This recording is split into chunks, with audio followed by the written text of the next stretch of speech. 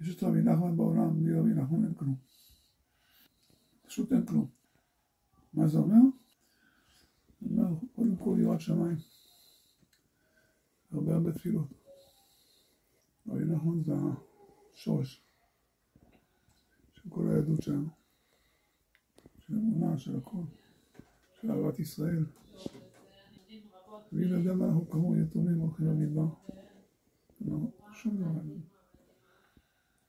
זאת האמת. כן, צריכים לקבל את זה בפשטות, באמונה, בביטחון. ששנו אני כזה, החמן אמיתי, נרחם עלינו.